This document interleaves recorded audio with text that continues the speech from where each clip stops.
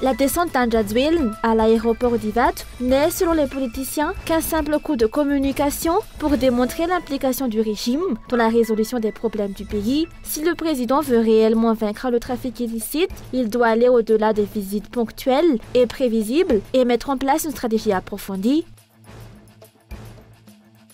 Le collectif des citoyens et des organisations citoyennes a exigé aujourd'hui plus de transparence concernant le projet présidentiel là qui arrive et a demandé des preuves de sa pertinence par rapport aux priorités d'intérêt public, soulignant que la majorité des projets d'Anjadwil sont imprévisibles, coûteux et sans réel impact pour les citoyens. De l'actualité internationale, à peine investi, Donald Trump enchaîne les signatures de décrets, le point sur ses premières actions en tant que président des États-Unis.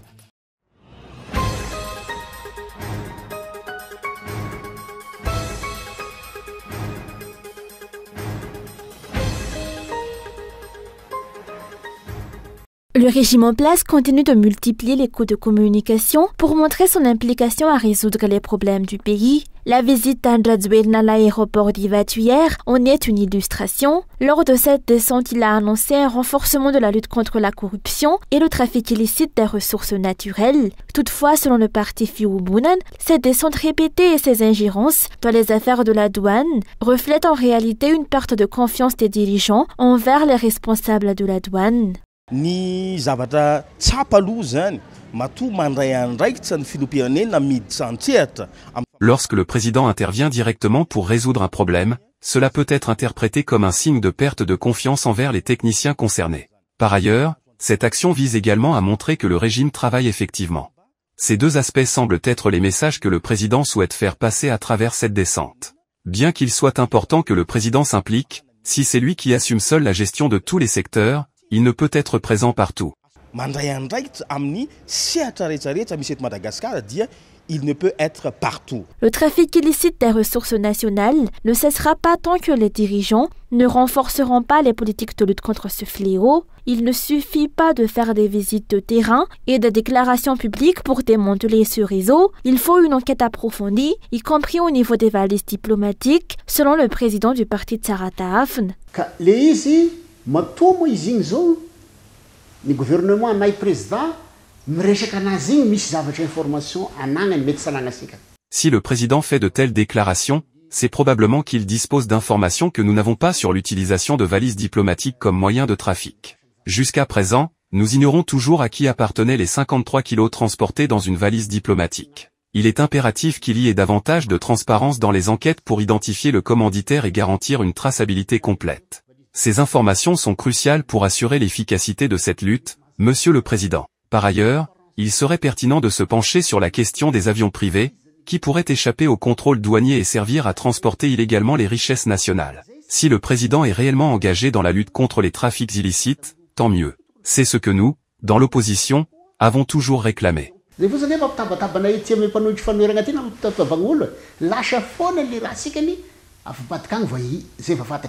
C'est la deuxième fois qu'Anjadwil se rend à l'aéroport d'Ivat dans le cadre de la lutte contre la corruption et le trafic illicite. Il a annoncé l'octroi de primes pour ceux qui contribueront à mettre fin à ces activités illégales. Les employés ont désormais la possibilité de le contacter directement pour signaler toute irrégularité.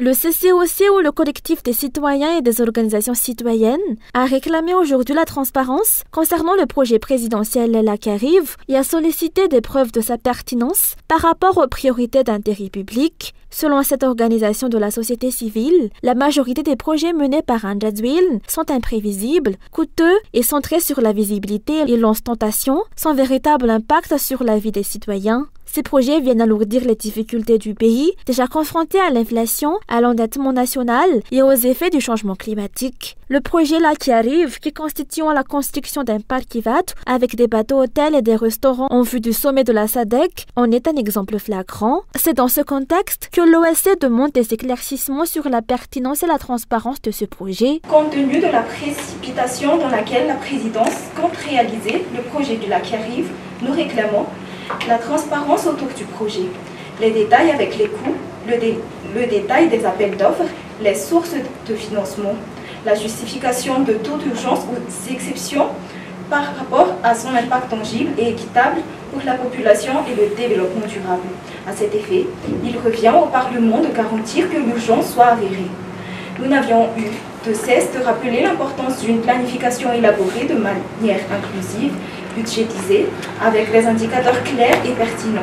Toutefois, les dépenses de la loi de finances devraient découler de cette planification. Le projet LACARIV n'a pas été inscrit dans la LFR ou la loi de finances rectificative 2024. Il a été adopté par mesure exceptionnelle en Conseil des ministres le 9 octobre 2024. De plus, il est absent de la loi de finances initiale pour 2025 qui prévoit pourtant une baisse de 91% du budget alloué au projet présidentiel. Face à cette situation, les parlementaires doivent se mobiliser pour contrôler l'utilisation des fonds publics et défendre les intérêts des citoyens au lieu de se contenter de suivre aveuglément les décisions du gouvernement, a souligné cette OSC.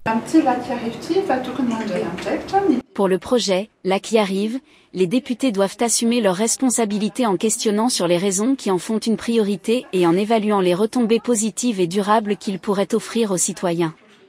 C'est ce que nous demandons d'eux, un contrôle rigoureux de ce projet. Cette déclaration a été faite pour que chaque arrière dépensé impacte effectivement la vie des citoyens, a ajouté le CCOC. La réponse des autorités face à ces questions est attendue si elles sont réellement engagées dans la transparence, comme elles le prétendent.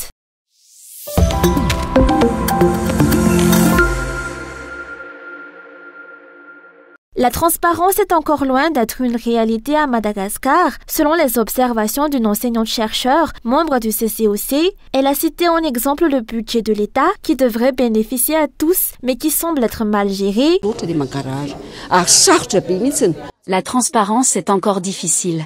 Si l'on regarde simplement l'arrivée du projet de loi de finances à l'Assemblée nationale, elle est systématiquement retardée. Cela ne laisse ni aux députés ni aux citoyens le temps nécessaire pour analyser en profondeur la pertinence du budget de l'État. Il est crucial d'assurer une transparence sur ce sujet, car le budget de l'État représente l'argent du peuple, notre argent à tous. Argent que va utiliser l'ensemble des dirigeants du pays.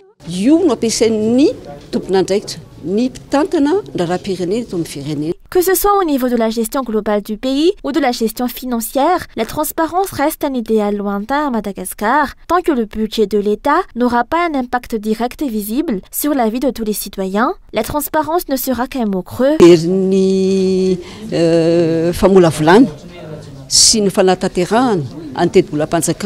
Il doit y avoir de la transparence, tant dans la gestion des affaires nationales que dans l'utilisation des fonds publics. Chaque arrière du budget doit avoir un impact tangible sur l'amélioration de la vie des Malgaches, et ce, pour l'ensemble de la population, et non pour une minorité. Tous réclament cette transparence. Lorsque la transparence est effective, il est possible de vérifier que tel ou tel fonds sont utilisés là où ils doivent l'être ou non.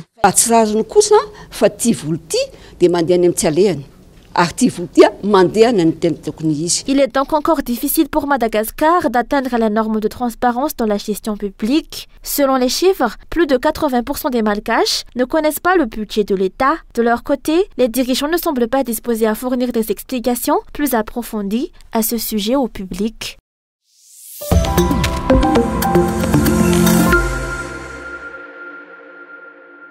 Quatre hommes, responsables de l'enlèvement d'une enfant albinos à Nanili, dans le district de Tolanyar, ont été tués par les gendarmes en Bozaratim. Ils détenaient cet enfant depuis 2 mois.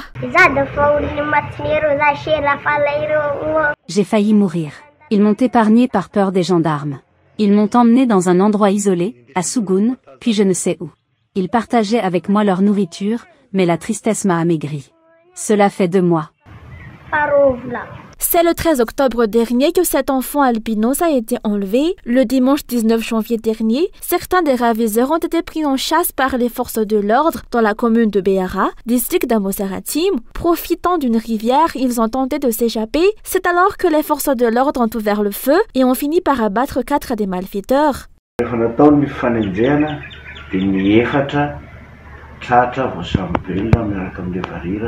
Nous avons intercepté 4 malfaiteurs avec l'enfant albinos à la tombée de la nuit.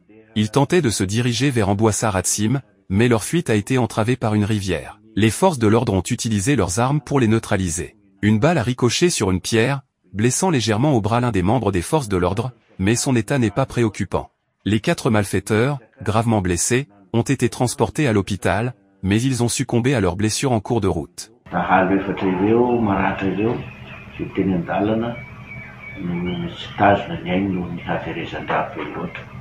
Les recherches se poursuivent pour retrouver les complices des ravisseurs abattus. Selon les chiffres disponibles, 23 enfants albinos ont été enlevés en 2024. Ces enlèvements se poursuivent en cette année 2025 et suscitent l'inquiétude au sein de la population qui réclame des solutions concrètes et durables.